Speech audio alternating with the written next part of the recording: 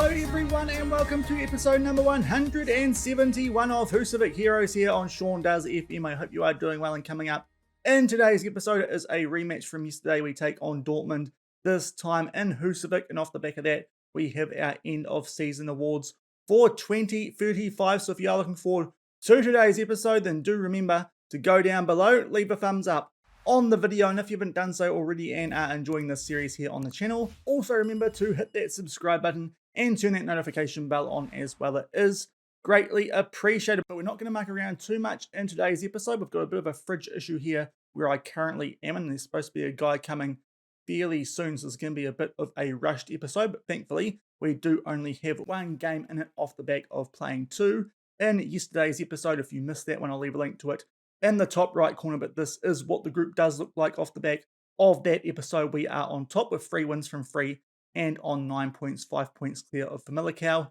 and 6 points clear of today's opposition in Dortmund. We beat these guys 3-0 yesterday, 3 first half goals. Hopefully we can produce a similar performance in this upcoming game. And so far in the save over the past couple of seasons, actually so far just this calendar year, we have beat Dortmund in all 3 prior meetings, of course, going back to the first knockout round of the past Champions League season. So hopefully we can do a similar job here at my arena, and there should be no team changes for either team going into this one. We've got no new injuries, and Dortmund do just have one player coming back from a red card that he picked up in that prior loss that they did suffer against Fylkir. So unless there's anything too notable, we'll just get straight stuck into this game. If we pick up a win here, that will pretty much guarantee ourselves a spot in the first knockout round. Even a draw might be enough depending on what happens in that other game between Fylkir and Ostende. But we'll get straight into the action today and come back shortly from my arena in the hail as we take on Dortmund.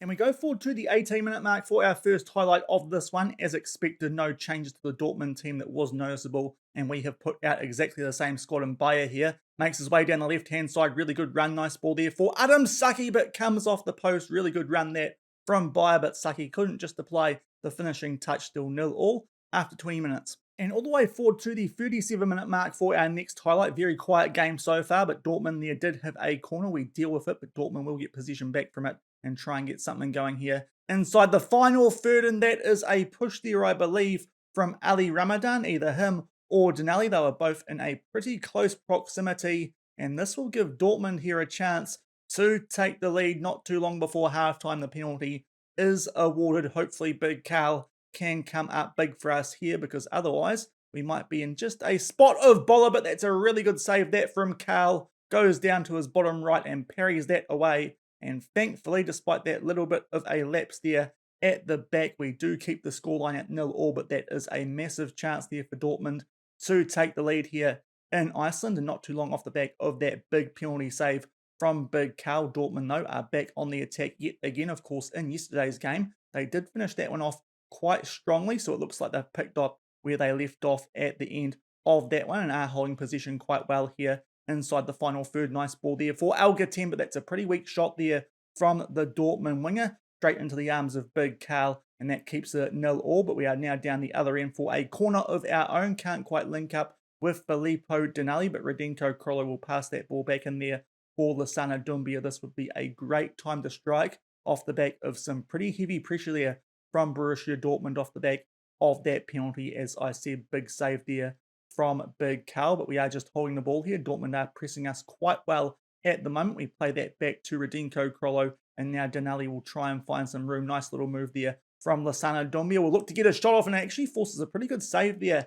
out of the Dortmund goalkeeper. That one might have just been trying to find its way into the bottom left corner, but Doumbia now with a chance to try and get an assist, but can't quite link up with any of our centre-backs, and Dortmund might have a chance here on the counter-attack. They steadily make their way inside our half. Jorkera here down the right-hand side. What can he do? Takes his time, puts the ball into the mixer, but it is a poor one. We deal with it, and it looks like it is going to be 0-0 here at half-time. A lot of action late in that first half, especially off the back of that penalty, which we did give away, thankfully. Very good save there by Big Carl Vollen. But still 0-0 here at halftime, but it is a lot closer than we would like it to be. A few players on average ratings, most notably Radenko Krolo, but I think we'll leave him out there for now. We'll give him a bit of a talking to here at halftime and try and get him to improve, but not too happy with how things are going at the moment. We'll tell the guys that and hopefully get our butt into gear in the second half. Still 0-0 as we're about to kick off the second 45 minutes. And just past the hour mark so far, no highlights in the second half, but we are going to make our first substitution. Jonara just struggling a little bit out there on a 6.4 Hans Vos to come on for him. And up now to the 70-minute mark, still no highlights so far in the second half, and the stats still quite similar to what they were at halftime. But Lassana Doumbia has been playing quite well, but is down to a red heart. Bruno Costa, very able backup these days. He'll get some game time for these last 20 minutes. And 10 minutes left in this one, still no highlights so far in the second half, and still the stats are quite similar to halftime. But Benvenu Bayer, despite creating quite a good chance early for Adam Saki, he's down to a red heart. That will be our last sub. We'll bring Basicki on for him, put Gay into the box-to-box, Costa into the Mazzala, quite similar to what we had at the later stages of the Champions League last season, and hopefully that works here. Still 0-0 with only 10 minutes left. And up to the 86-minute mark now, we finally have a highlight here in the second half, right off the back of upping the tempo and getting some of our wing backs, and as well as that, Bassero Gay on an attacking mindset instead of support. So a lot of players here are looking to attack. We'll see if that helps out, and hopefully we can pinch this one late. But so far, has not been a great performance at all here at home. But there's a good interception from Louis Herrera, plays that forward to Adam Saki inside the box, tries to square that one. I think that would have been for Aga Tigre, but can't quite link up. And Dortmund, after a little bit of short passing, do have to just scramble that clear, but we get the ball back, and a nice chance here, nice ball over the top there for Hans Vos, but that is a shot from a very tight angle. It remains 0-0, starting to just get on top of Dortmund here late in terms of stats. Obviously, the XG has been affected by that penalty they did get in the first half, but it does look like that might be the biggest moment in this one in the end. Probably lucky to get out of that one with a draw. Big penalty save there in the first half by Big Cal. He picks up the biggest match rating, as you would expect, but that was a pretty average performance for us in the midfield and up front, but quite good defensively, even though our centre-backs did give away that penalty. But that was quite an average game, but thankfully, no harm done. We still pick up a point,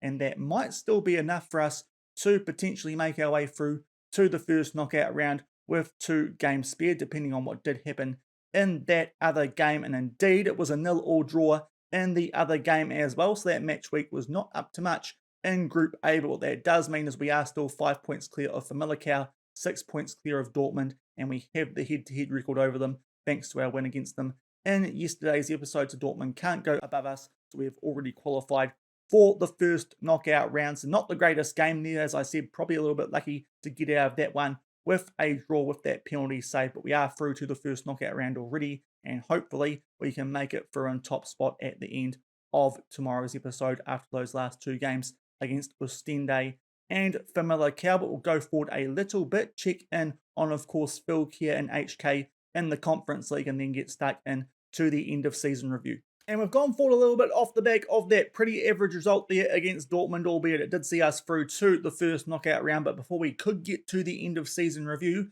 we do have the goal 50 best players in the world. We won't spend too long on this one. No one inside the top 10 from Volsungur, but we do have 2 players in it. Lassana Doumbia, he is ranked at 18th. Of course, he is a very, very good box-to-box midfielder these days and is still only 24 years old. And as well as that, Big Carl off the back of that big penalty save there against Dortmund. He is in there at 39 as well, 4.5-star current ability and potential, and is also quite young for a goalkeeper at 25 years old. But 2 players on the best 50 players in the world list there from Volsungur. And while we are here, we'll also check in and do our Conference League update. We start off with Group C, where Fylkir got themselves into quite a good position in yesterday's episode off the back of that win against Bayer Leverkusen. But again, they have drawn against Botev Plovdiv, 2 late goals there after they grabbed 2 in the first half. Means they do drop points there at home, and that means that for some reason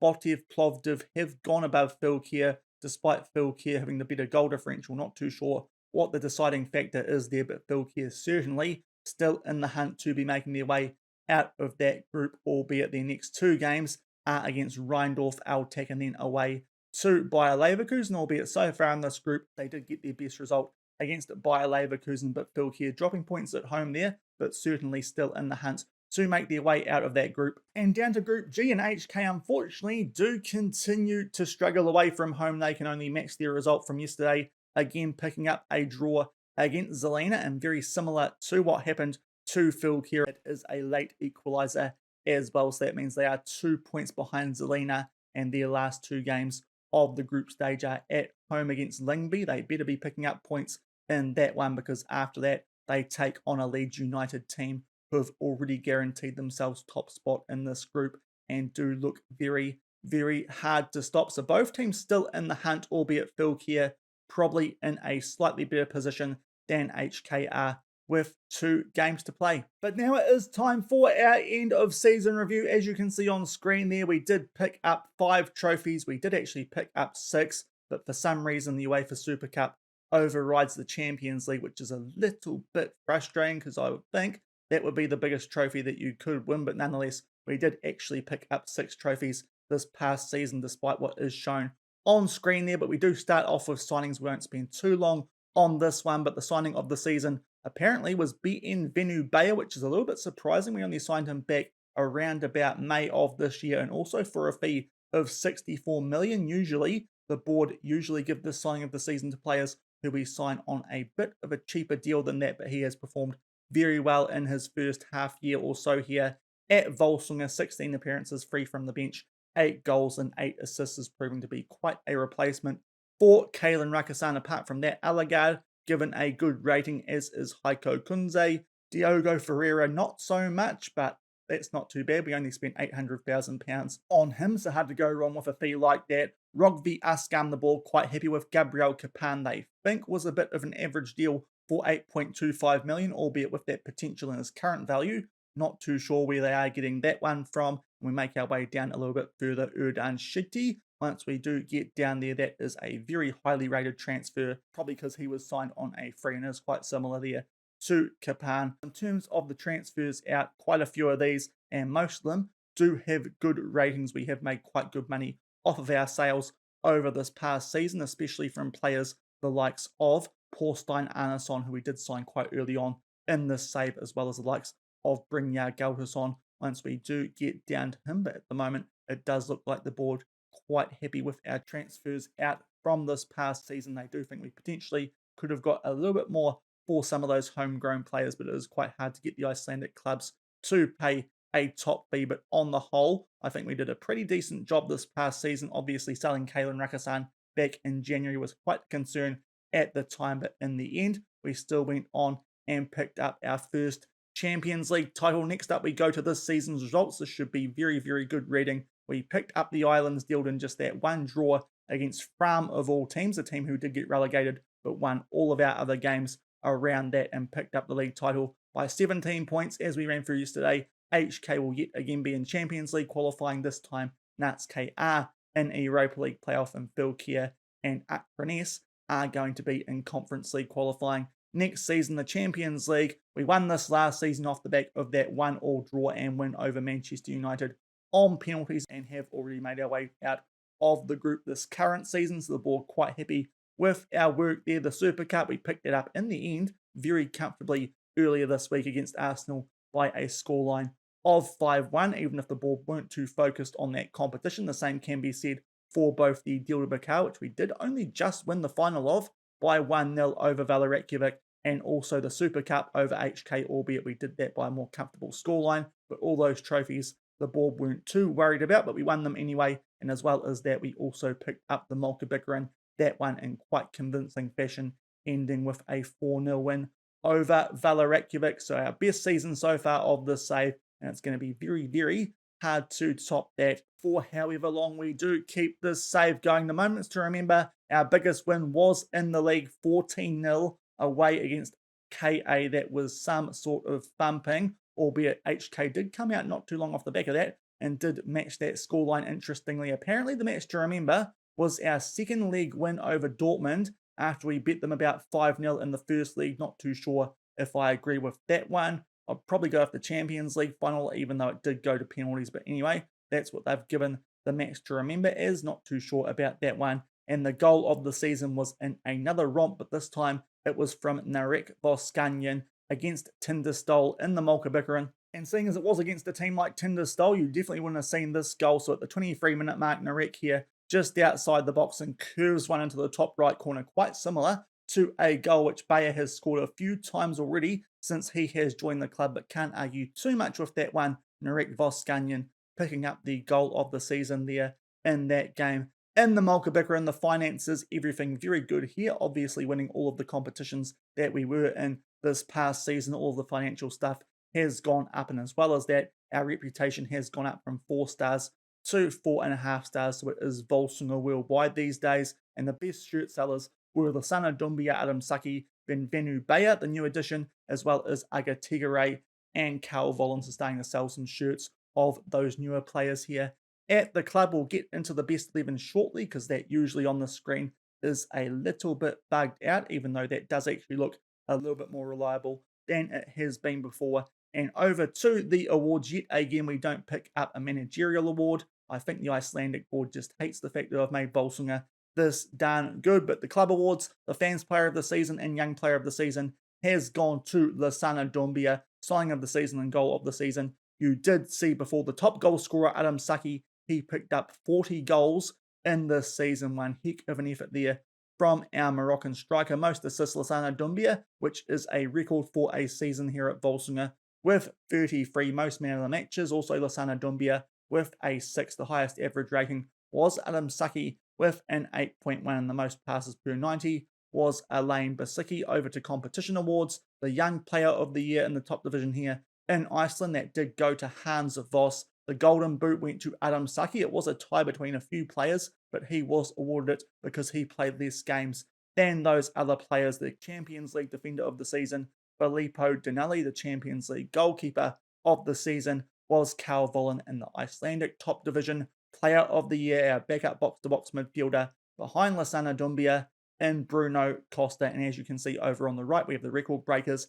Adam Saki, most goals by a player in a match with 5, as we ran through before. Most assists in a season there to Lasana Dumbia. The most league goals by a player still held by Mariano with 74, our highest transfer fee paid for Bayer, £64 million, and our highest transfer fee received for the player that he was replacing, and Kalen Rakasan just shy of the £40 million mark. So that is the end of season review bit, but we are going to run through our best 11 and overall best 11 off the back of this past season. And here is what the best 11 does look like from the 2035 season, slightly different to what did show on screen before during that end of season review, which is why we do come over here to do it. In goal, Carl Vollan, as you would expect, of course, off the back of that good Champions League campaign. Our back four, Krollo, Waswa, Denali, and Bokek. Can't argue too much with that. Louis Herrera, a little bit disappointing in terms of his progression over this past season. That might be an area I do look to potentially shake things up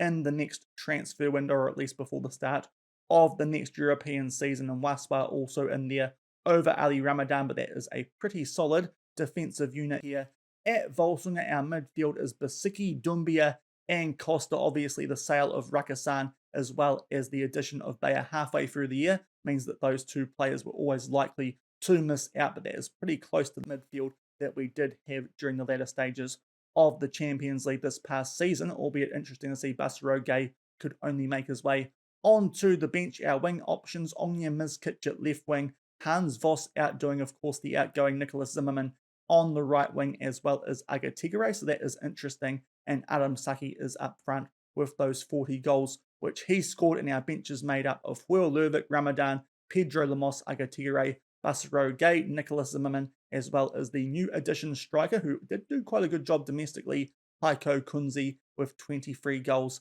from 18 appearances. And now we do have an update to our overall best 11 so far in this save, and Lasana Dumbia well and truly deserving of his place now in this overall best 11, one of the better players we have signed to the club so far in this save, so he makes his way into the midfield. Our current lineup, though, for this best 11 starting-wise, Will Lervik is still in goal with Sarah Fellini on the bench. Our back four, Diaz, DePrisco, Polo, and Mbiyamba for some reason now at right back. So far, not too many good right backs, it would seem, in this save, because they're juggling that position quite regularly. Our midfield, the midfield that we did have for the early stages of the Champions League last season, Basaroge, Lasana Dumbia, and Kalen Rakasan. The wings, Traore and Zimmerman. So this is looking like what we had a year or so ago in the Champions League, and now Adam Saki takes his place up front in that best 11 as well with the bench, as I said earlier. Sarah Fellaini is the backup goalkeeper, a couple more years, and I think Big Carl will be coming for both of those guys, as well as Ali Ramadan, Gabriel Corbo, Fabio Mariano, Patrick Nygaard, Frederick Larson, and João Pedro is still there on the bench as well. And in terms of signings of the season, because I think this might be the other interesting thing, we had absolutely no one there for the domestic league top signings of the season. I think with the fees that we pay in this save these days, we're not going to get anyone to win that, quite similar to what happens when I try and win the domestic manager of the season. But I think that will do it for today's episode. Still no sign of the guy to fix the water filter behind the fridge, so at least I've got through it in time and we can get the video out to you guys today. If you did enjoy this one, that draw against Dortmund, which we were probably a little bit lucky, as I said earlier, to get some points out of, but it did see us already through to the first knockout round of the Champions League for the start of next week, then do remember to go down below, leave a thumbs up on the video, and if you haven't done so already and are enjoying this series here on the channel, also remember to hit that subscribe button and turn that notification bell on as well. Tomorrow we'll come back and play the last 2 games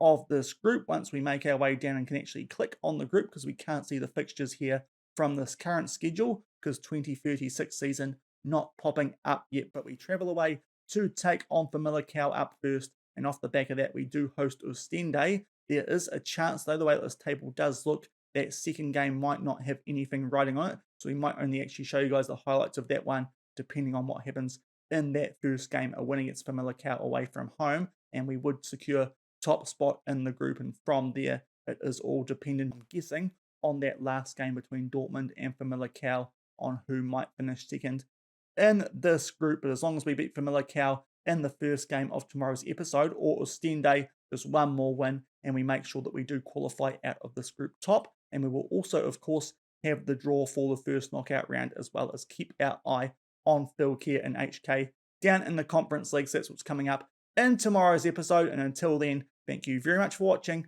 Keep on keeping on, and I'll see you then. Cheers.